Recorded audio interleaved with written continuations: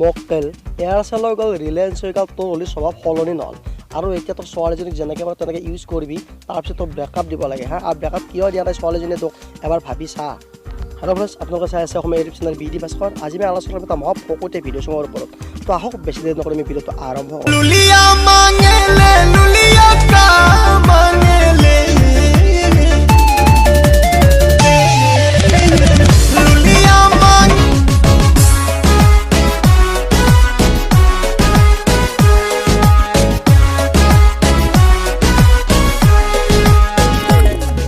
কেইদিনমান আগতে ফেচবুকত এটা ভিডিঅ' ভাইৰেল হৈছিল তাৰ ভিডিঅ'টোত আজিলৈকে ল'ৰা এটাৰ ছোৱালী এজনী মানে অটোখনৰ ভিতৰত মানে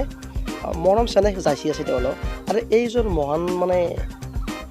ভিডিঅ'গ্ৰাফাৰে কি কৰিছিল ভিডিঅ'টো সুন্দৰকৈ ৰেকৰ্ডিং কৰি এতিয়া আচলতে পঠিয়াই দিছিল আৰু ভিডিঅ'টো ভাইৰেল হৈ পৰিছিল তো আচলতে এই ল'ৰা ছোৱালী দুটা কোন আছিল এই ল'ৰা ছোৱালী দুটা আছিল এই দুটা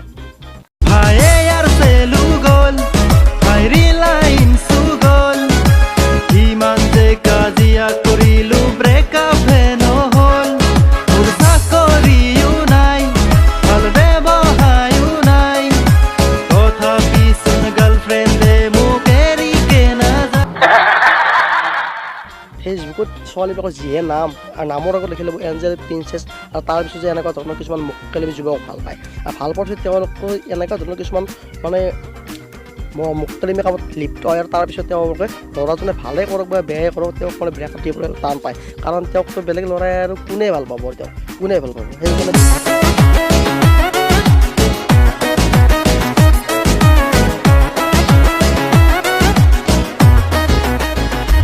ভিডিঅ'টো তহঁতে যিহে কিছুমান চিন দেখুৱাই আছ মানে এইবিলাক যদি বাহিৰা মানুহে যদি অসমীয়া গান বুলি চাৰ্চ কৰে আৰু যদি এইটো গীত তহঁতে চাই লয় কি যে হ'ব মানে অসমখনৰ নাক লৈ তহঁতে কাটিলি তহঁতে মানে অসমখনৰ নাম তহঁতে ডুবাবৰ কাৰণে জন্ম লৈছ তহঁতে এইখন অসমত তহঁতে এতিয়া যে তুমি যুৱকজনক যে ৰাস্তা পগলাৰ দৰে যে বিচাৰি আছা কিন্তু কিছুমান কাম কৰাৰ আগতে চিন্তা কৰিব লাগিছিল কাৰণ যিখিনি কাম নোহোৱা তুমি আগতে কৰিলা মানে চুমা ছাতিৰ কথা কৈছোঁ যিখিনি কৰিলা সেইখিনি কথা যেতিয়া আগতে চিন্তা কৰিলা আজি তোমাৰ এই অৱস্থা নহ'ল হয় গম পাইছা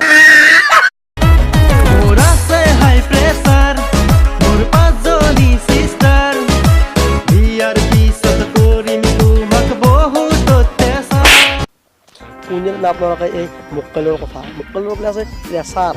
আৰু তাৰপৰা ভনীয়েকো আছে 5জনী কিন্তু সি যাক বিয়া পাতি কৰিব মহা অত্যাচাৰ আৰু শুন চৰকাৰে মহিলাসকলক সুৰক্ষাৰ কাৰণে কতো যে কি কৰিছে আৰু তই মহিলাক যে তই এনেকৈ অত্যাচাৰ কৰিম বুলি খোলাখুলি কৈ আছ ভিডিঅ'ত তই মৰিলি শুনিছ তই মৰিলি তই আৰু বেছিদিন জীয়াই নাই আৰু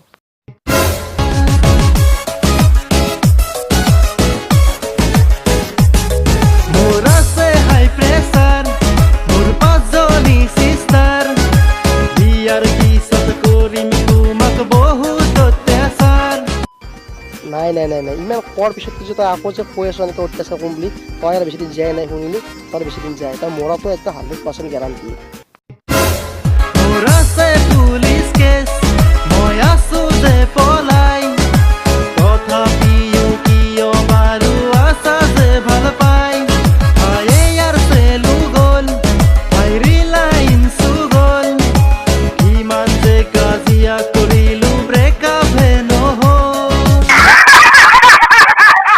মক্কেলজনে মানে ইমানেই ভাল কাম কৰিছে যে সি বিচাৰি আছে কিন্তু পলাই আছে তথাপিতো ছোৱালীজনীয়ে তাক ব্ৰেকআপ দিব পৰা নাই আৰু কি কাৰণত দিব পৰা আপোনালোকে দেখিছে নাই এইবিলাক সি যিহে মৰম দি থৈছে ছোৱালীজনীক মানে আইও কি ক'ম আৰু কেনেকৈ বাদ দিব ছোৱালীজনীয়ে কওকচোন কেনেকৈ বাদ দিব পাৰে ইয়াক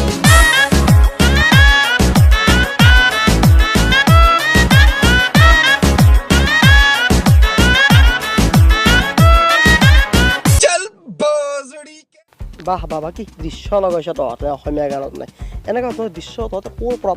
আৰু অসমীয়া গীতটো যিয়ে বনাইছ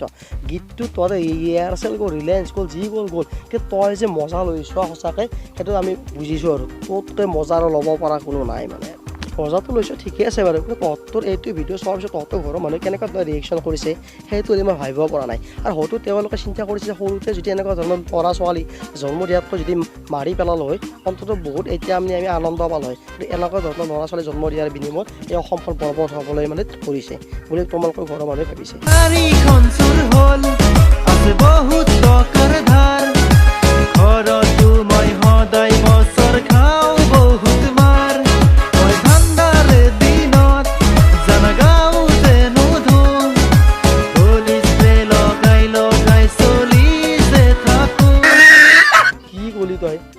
তোৰ গা নোধোৱা বডি স্প্ৰে লগাই কিনে তই থাক তই হয়তো সেই বডি স্প্ৰেটো চিন্তা কৰিছে যে মোক কাৰ গাত লাগিলেও নো ই চালা গায়ে নোধোৱে গা নোধোৱাকৈ মোক সদায় লগাই ইয়াৰ গাত হয়তো সেই বডি স্প্ৰেটো চিন্তা কৰিছে যদি মই তোৰ গাত টাকাতকৈ যে ছাগাল গৰুৰ গাত মই লাগিলে তেতিয়াও তোমাৰ মোৰ ভাল হ'লা হয় কি যে হ'ব মানে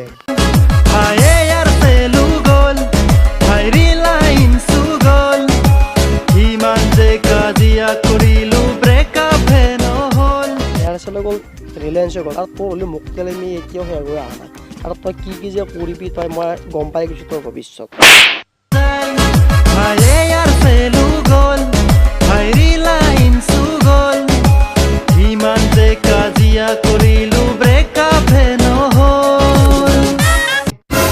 আৰু কিবা ৰল নাই তহঁতৰ কৰিবলগীয়া